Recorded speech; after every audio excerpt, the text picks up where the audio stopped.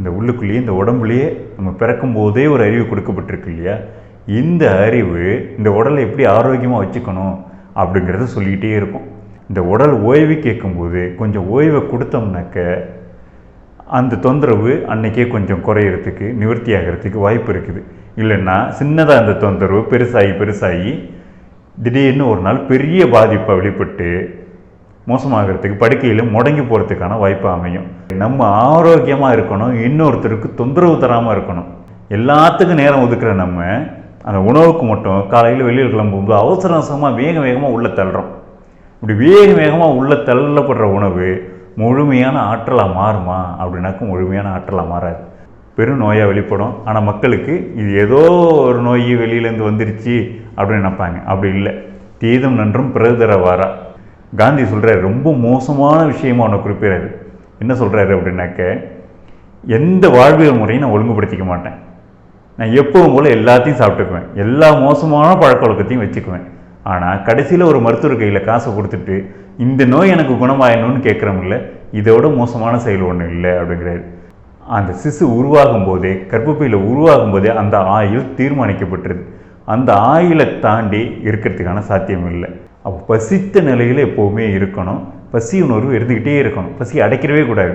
அப்படி இருந்தாக்க அடுத்தடுத்து கொடுக்குற உணவுலேருந்து ஆற்ற முழுமையாக அந்த உடல் எடுத்துக்க முடியும். எங்கேயாவது ஒரு இடத்துல முன்னாடி கேன்சர்னால் கேள்விப்பட்டிருப்போம். இன்றைக்கி பார்த்தோம்னா பக்கம் பக்கமாக ஊருக்கு ஒன்று இருந்தது, தெருவுக்கு ஒன்றாகி இப்போ பார்த்தோம்னா வீட்டுக்கு ஒரு 4 வீட்டுக்கு ஒரு ஆள் கேன்சருங்கிற அளவுக்கு கூட இப்போ வந்துருச்சு. அப்போ கேன்சர் இந்த அளவுக்கு பல்வி பெருகிட்டு இருக்கு அப்படின்னாக்க உணவு ஒரு முக்கியமான காரணம்.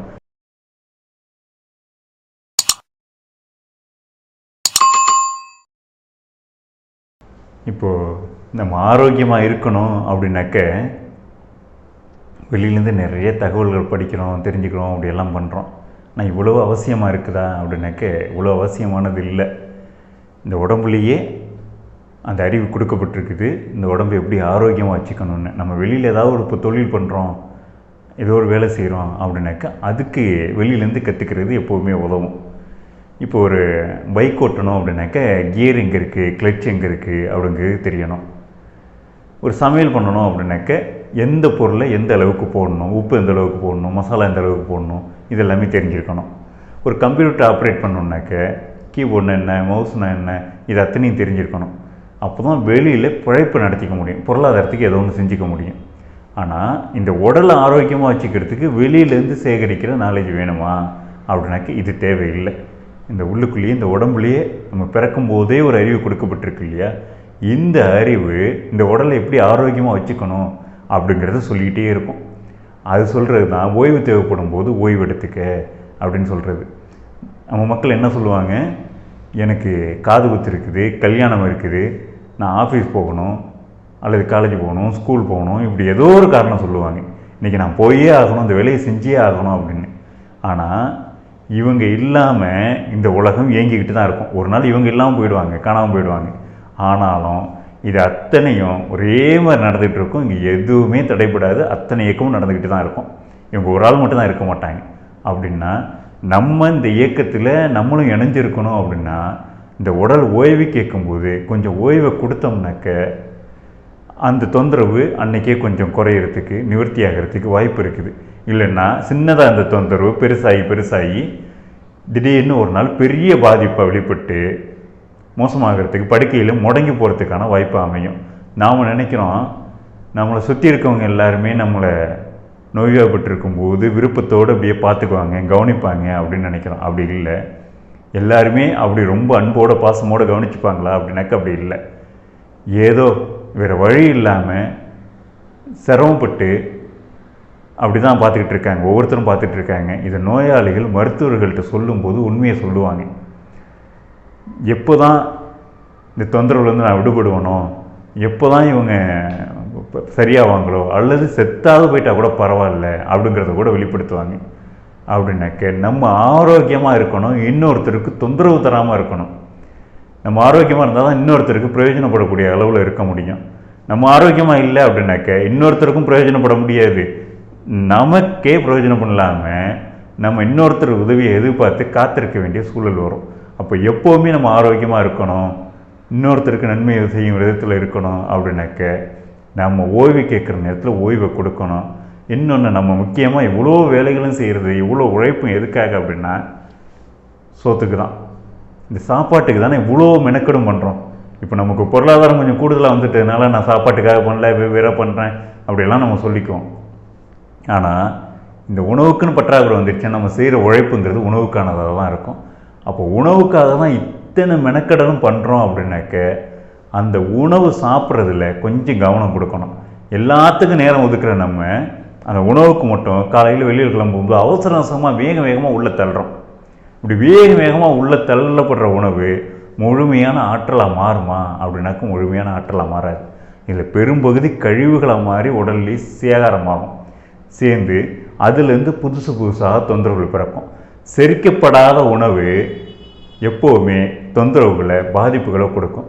அதே மாதிரி வெளியேற்றப்படாத மலம், இது ரெண்டும் தான் நோய்க்கான அடிப்படை. அப்போ செரிக்கப்படாத உணவு எப்போ இருக்கும் அப்படின்னாக்க ஒன்று பசி இல்லாமல் நம்ம சாப்பிட்ருப்போமா இருக்கும், இல்லை அளவுக்கு அதிகமாக சாப்பிட்ருப்போமா இருக்கும், பொருந்தாத உணவுகளை சாப்பிட்ருப்போமா இருக்கும். இப்படி இருந்தால் தான் செரிக்கப்படாத உணவு இருக்கும், வெளியேறாத மலமும் தங்கும்.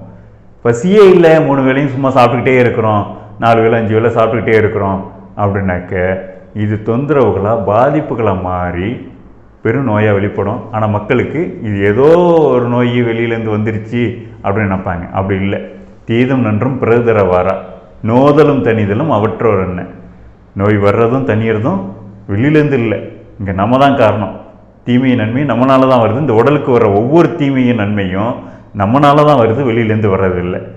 அப்போது நம்ம உடலுக்கு நன்மை நடக்கணுமா அல்லது தீமை நடக்கணுமா அப்படிங்கிறது நம்ம கையில் தான் இருக்குது. காந்தி சொல்கிறார், ரொம்ப மோசமான விஷயமா ஒன்று குறிப்பிடாரு. என்ன சொல்கிறாரு அப்படின்னாக்க, எந்த வாழ்வியல் முறையும் நான் ஒழுங்குபடுத்திக்க மாட்டேன், நான் எப்பவும் போல் எல்லாத்தையும் சாப்பிட்டுக்குவேன், எல்லா மோசமான பழக்க வழக்கத்தையும் வச்சுக்குவேன். ஆனால் கடைசியில் ஒரு மருத்துவர் கையில் காசை கொடுத்துட்டு இந்த நோய் எனக்கு குணமாயணும்னு கேட்குறோம்ல, இதோட மோசமான செயல் ஒன்றும் இல்லை அப்படிங்கிறாரு. அப்படின்னா நம்ம வாழ்க்கையை ஆரோக்கியமாக வச்சுக்கிறது, நம்ம உடம்பு ஆரோக்கியமாக வச்சுக்கிறது நம்ம கையில் தான் இருக்குது, மருத்துவங்கள் கையில் இல்லை. மருத்துவம் இப்போ என்ன செய்யுது அப்படின்னாக்க, மருத்துவம் நோயிலேருந்து விடுவிக்கிற வேலையை மட்டும்தான் மருத்துவம் செய்ய முடியும். ஆரோக்கியத்தை கொடுத்துட முடியுமா அப்படின்னாக்க ஆரோக்கியத்தை மருத்துவம் கொடுக்க முடியாது. எப்போவுமே நான் நோய் வராத சூழலில் உடலும் மனதும் முழு ஆரோக்கியத்தோட பலத்தோடு செயல்படணும் அப்படிங்கிறது தனிநபர்கள் கையில் தான் இருக்குது. இவங்க தான் தீர்மானம் பண்ணிக்க முடியும். என்னோடய வாழ்க்கை முறையை நான் எப்படி அமைச்சிக்கிறேனோ அதுக்கேற்ற மாதிரி தான் என்னோடய ஆரோக்கியம் இருக்கும். மருத்துவங்கள் அப்போ ஏற்பட்டிருக்க அந்த தொந்தரவுகளை, நோயை நீக்கி விடுற வேலையை செய்ய முடியும். இன்னொரு மூட நம்பிக்கையும் மக்கள் மனதில் இருக்குது. என்ன அப்படின்னாக்க, மருத்துவங்கள் ஆயுளை நீட்டிக்கிறோம் அப்படிங்கிற நம்பிக்கை இருக்குது. மரணத்தை தள்ளி போட்டுரும் அப்படின்னு. அப்படி மரணத்தை தள்ளி போடவே முடியாது, ஆயுளை நீட்டிக்கவும் முடியாது. ஒவ்வொருத்தருக்குமான ஆயுள் அந்த சிசு உருவாகும் போதே, கர்ப்பப்பையில் உருவாகும் போதே அந்த ஆயுள் தீர்மானிக்கப்பட்டிருது. அந்த ஆயுளை தாண்டி இருக்கிறதுக்கான சாத்தியம் இல்லை.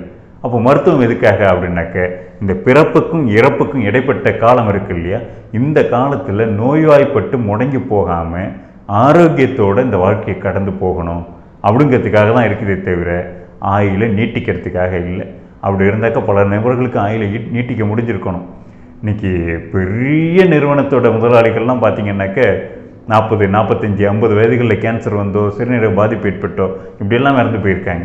அப்போ அவங்கள ஆயுளை நீட்டிக்க முடிஞ்சிருக்கணும், மரணத்தை தள்ளி போட முடிஞ்சிருக்கணும். இது சாத்தியமே இல்லை. இந்த வாழ்க்கை முறையை நம்ம ஒழுங்குபடுத்திக்கணும். முதல்ல உணவை ஒழுங்குபடுத்திக்கணும். உணவு ஒழுங்குபடுத்திக்கல முக்கியமானது. பசி இல்லாமல் நான் சாப்பிட மாட்டேன் அப்படிங்கிற உறுதி நம்ம கையில் இருக்குது அப்படின்னாக்க நம்ம ஆரோக்கியம் ஓரளவுக்கு சாத்தியப்படுறதுக்கான வாய்ப்பு இருக்குது. அந்த 3 வேளைங்கிறத கணக்கு விட்டுட்டு எப்போ பசி ஏற்படுதோ அப்போ மட்டும் சாப்பிட்டுக்கணும். அது ஒரு வேளையாகவும் இருக்கலாம், 2 வேளையாகவும் இருக்கலாம். பொழுது போன பிறகு சாப்பிடக்கூடாது. எந்த ஒரு உயிரினமும், பகலில் இறை தேடக்கூடிய எந்த உயிரினமும் இரவில் சாப்பிட்றதில்லை.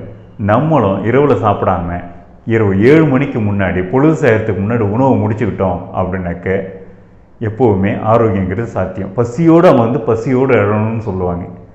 அப்படின்னா சாப்பிட உட்காரும்போது என்ன பசி இருக்குதோ இது முழுமையாக அடங்கிடக்கூடாது. அதுதான் என்ன சொல்லுவாங்க, கிராம பகுதிகளில் அந்த காலத்தில் சொல்லுவாங்க, இப்போவும் சில பகுதிகளில் வழக்கத்தில் இருக்குது, பசி ஆறிட்டியா, பசி ஆறலாமா அப்படின்னு கேட்பாங்க. அப்போ பசி ஆறுறது அப்படின்னாக்க என்ன அர்த்தம்? முதல்ல அங்கே பசி இருந்தால் தான் பசி ஆற முடியும். பசி இல்லைன்னா பசி ஆறுறதுக்கான வாய்ப்பே இல்லை. இப்போ பசி ஆறுறதுன்னா பசி இருக்கணும். பசி அங்கே அடக்கிறது இல்லை, பசியை ஆற்றுவது அப்படின்னா தணிக்கிறது. பசியை அடக்கியாச்சு அப்படின்னா மறுபடியும் இந்த பசி வர்றதுக்கான சாத்தியங்கிறது ரொம்ப குறைவு. நெருப்பு நல்லா எரிஞ்சிக்கிட்டு இருக்குது, அதில் ஒரு விறகு 2 விறகு வச்சோம்னாக்க இன்னும் நல்லா எரியும். அதே மாதிரி நல்ல பசி இருக்கும்போது கொஞ்சமாக உணவு கொடுக்குறோம்னா இந்த பசி எப்போவுமே இருக்கும். விறகு நிறைய போட்டுட்டோம் அப்படின்னாக்க அது நெருப்பு அப்படியே அணைஞ்சிரும் இல்லையா? அதே மாதிரி இங்கே உணவு நிறையா போட்டுட்டோம்னா பசிங்கிற உணர்வே இல்லாமல் அப்படியே போயிடும். அதுக்கப்புறம் பசிங்கிற உணர்வை ஏற்படுத்துறதுக்கு நீண்ட நாட்கள் ஆகும். அப்போ பசித்த நிலையில் எப்போவுமே இருக்கணும். பசி உணர்வு இருந்துக்கிட்டே இருக்கணும். பசி அடைக்கிறவே கூடாது. அப்படி இருந்தாக்க அடுத்தடுத்து கொடுக்குற உணவுலேருந்து ஆற்ற முழுமையாக அந்த உடல் எடுத்துக்க முடியும். இங்கே நோய்ங்கிறது எப்போ ஏற்படுது அப்படின்னா, ஒரு வேளை சாப்பிட்டு அடுத்த வேளை பசி வர்றதுக்கு முன்னாடி உணவு கொடுக்குறோம் இல்லையா? அப்போ என்ன ஆகுது? முதல் வேளை சாப்பிட்ட உணவு முழுமையாக ஜீரணமாகாமல் இந்த உடலில் கிடக்குது. இந்த ஜீரணமாகாத உணவு கழிவுகளாக மாறி இதிலேருந்து நோய் பிறக்குது. இப்போ முதல் வேளை சாப்பிட்ட உணவு முழுமையாக ஜீரணமாகிடுச்சு, ஜீரணமான பிறகு அடுத்த வேளை உணவு சாப்பிட்றோம் அப்படின்னாக்க இந்த இடைப்பட்ட காலம் இருக்கு இல்லையா? இந்த உணவு முழுமையாக ஜீரணமாகிடுச்சு, இப்போ அடுத்த வேளை பசி ஜீரணமாகி அடுத்த வேளை பசி ஏற்படுறதுக்கு இடையில 1 மணி நேரம் இடைவெளி இருக்குது அப்படின்னாக்க தோராயமாக அந்த 1 மணி நேரம் இடைவெளியில் ஏற்கனவே தேங்கி இருக்க கழிவுகளை உடல் வெளியேற்ற முயற்சி பண்ணும். ஏதாவது உறுப்புகளில் பலவீனம் இருக்குது அப்படின்னாக்க அந்த பலவீனத்தை நிவர்த்தி பண்ணுறதுக்கு முயற்சி பண்ணும். இந்த எல்லா வேலைகளுமே எப்போ நடக்கும் அப்படின்னாக்க இந்த அடுத்த வேளை பசி ஏற்படுறதுக்கான அந்த இடைவெளி இருக்கு இல்லையா? இதில் தான் நடக்கும். ஆனால் நாம் என்ன செஞ்சுருவோம்? காலையில் 8 மணிக்கு சாப்பிட்டாச்சு, மதியம் 1 மணிக்கு சாப்பிட்ணும் அப்படின்னு டைம் டேபிள் ஃபிக்ஸ் பண்ணிவிட்டு நம்ம சாப்பிடுவோம். அப்போ காலையில் 8 மணிக்கு சாப்பிட்ட சாப்பாடு எல்லா நாளும் இந்த 1 மணிக்கு செரிச்சிருக்குமா அப்படின்னாக்க சில நாள் செரிச்சிருக்கலாம். பெரும்பாலான நாட்கள் அது செரிக்கிறதுக்கு 3 மணி 4 மணி கூட ஆகிடும். அப்படிங்கும்போது பசி ஏற்படுறதுக்கான செரிச்சிட்டா அடுத்த வேளை சாப்பிட்றலாமா அப்படின்னாக்கா அப்படியும் இல்லை. செரித்து மறுபடியும் பசி வரணும், அப்போ தான் உணவு தேவை அப்படின்னு அர்த்தம். அப்போ உணவு கொடுத்தோம்னாக்க இது முழுமையாக ஜீரணமாகும், உடலில் இருக்க பாதிப்புகளும் நிவர்த்தியாகும். அது இல்லாமல் உணவு கொடுத்துக்கிட்டே இருக்கோம்னா பாதிப்புகள் தங்கி நோய் ஏற்படுறதுக்கான சாத்தியம் தான் கூடுதலாக இருக்குது. அதே மாதிரி இந்த இரவு நேரங்கிறது ரொம்ப முக்கியமானது. இரவுங்கிறது ஓய்வுக்கானது. இந்த நேரத்தில் அதிகப்படியான வெளிச்சத்தை ஏற்படுத்திக்கிட்டு வேலை செஞ்சுட்டு இருந்தோம் அப்படின்னாக்க இது உடல் இயக்கத்தில் ஒரு இடையூறு செய்யும். கழிவுகள் முழுமையாக வெளியேறாமல் உடலில் அப்படியே தேங்க ஆரம்பிக்கும். தூக்கங்கிறது முன்னிரவில் இருக்கணும். முன்னிரவில் தூங்கி அதிகாலையில் விழித்தோம் அப்படின்னாக்க உடலில் தொந்தரவுகள் இல்லாமல் கழிவுகள்லாம் முழுமையாக நீக்கப்பட்டு அந்த புது செல்கள் உருவாக்கமும் முழுமையாக நடக்கும். அப்போ முன்னிரவில் உணவு முடிச்சுக்கிட்டு முன்னிரவில் தூங்கி பழகினோம்னா அதிகாலையில் விழிப்புங்கிறது தானாக வந்துடும்.